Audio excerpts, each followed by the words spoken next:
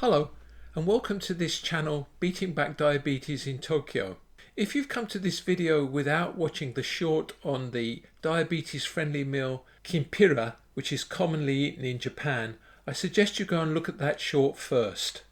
This is my glucose level measured by CGM just before eating the Kinpira meal. If you look carefully, you'll notice that I've bumped along at around about 100 all night, but after 6 o'clock as I was waking, it started to increase to 125, although I haven't eaten or drunk anything. Like about 50% of type 2 diabetics, I suffer from what is known as the dawn phenomenon. This is when hormones are released by the brain, telling the liver to start converting stored glucose or glycogen into available glucose in the bloodstream. It's a phenomenon that confuses many diabetics who don't understand why their glucose levels are rising when they haven't eaten anything. I'll post a few links in the description and comments about it. If you're a morning type diabetic, you may well have this gene and also suffer from the dawn phenomenon. Right, it's a nice day, so I'm going to eat my Kinpira breakfast and go for a walk and measure my blood glucose after 15 minutes. It's Recycle Tuesday for cans, bottles and PET bottles. You can see the different categories of rubbish being thrown out.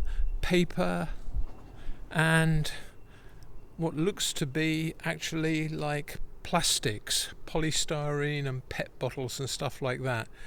There are different days for collecting different things. I'll explain more about garbage in Tokyo in a later video. You saw the blue netting? Well, this is the consequence of not using the blue netting properly. Tokyo is plagued by raven-sized crows who are intelligent enough to have learned which days kitchen scraps are thrown out. Generally, the streets here are very clean, even to the point of not allowing smoking while walking. Okay, we're just at 15 minutes after starting the walk and I've just done a scan and my blood sugar has risen to 153 from 127 with a low carbohydrate breakfast. Let's see what happens over the next 45 minutes. I'll keep scanning at about every 15 minutes. Hopefully it won't reach 167. Here's one of my favourite riverside walks, but as you can see, it's not really a river. It's more of a drainage ditch. This is the Shimeji, which drains from a spring-fed pond about 5 kilometers upstream. You might wonder why it's just concrete lined like this, but it's because Tokyo gets hit by typhoons occasionally, which drop massive amounts of rain in a single day, and these drainage ditches are required to carry the huge volumes of water back down into Tokyo Bay as quickly as possible without serious flooding. Here we are, a bit further along the riverbank, if you can call it a river.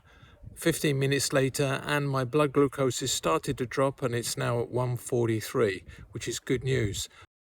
Although I've lived in Tokyo for the better part of 30 years, I am always surprised by the unusual shrines and different things that I find while walking. This is the Nanzo-in temple of the Shingon Buddhist sect dating from 1375 and it's about an 18-minute walk from Nerima station. 2 marvellously carved guardians protect the site from evil spirits. 15 minutes later, we're now at 137. So, sort of dropping, but the drop is not very fast. I wonder what it'll be in another 15 minutes. I'll get back to you. Here we are. This is a very typical Japanese ortera.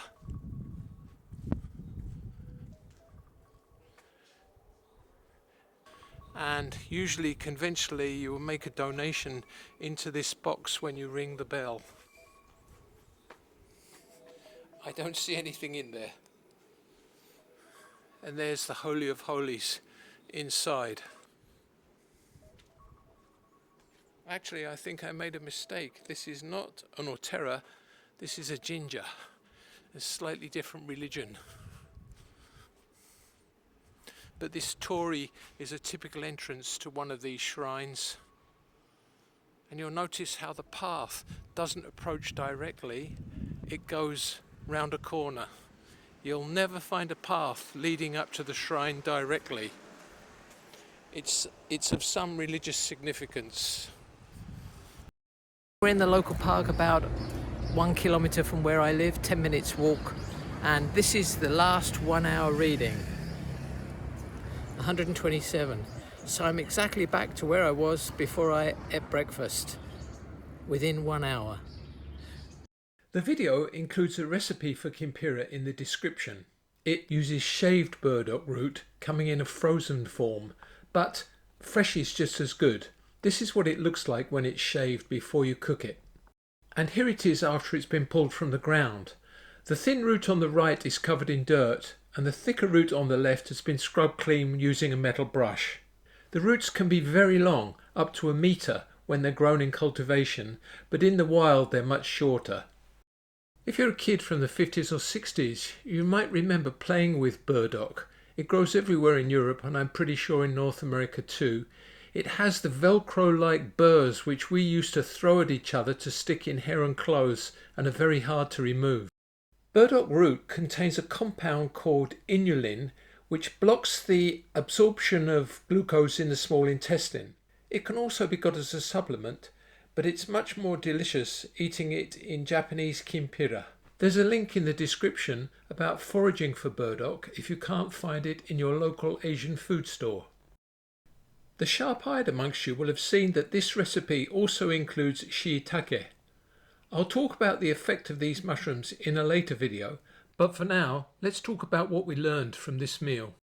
Well, what did we discover about Kinpira? Just like carrots, burdock is a plant root storage organ, so it does contain sugars. However, the meat, mushrooms and other ingredients in Kinpira add almost no carbs, so the only 2 sources of carbs in Kinpira are the burdock mostly, and the carrot less. High levels of inulin in burdock is known to slow glucose absorption. If you want to benefit from the effect of inulin, you can also buy it as burdock tea, which explains why blood glucose rises soon after eating, but the increase is gradual, although it is approaching the 160 milligrams per deciliter green borderline by 75 minutes after eating. But as soon as I started walking, the rising blood glucose reversed and then fell steadily to the pre-meal level in 1 hour. The result? Kinpira seems to be a diabetic-friendly meal for me, but be careful.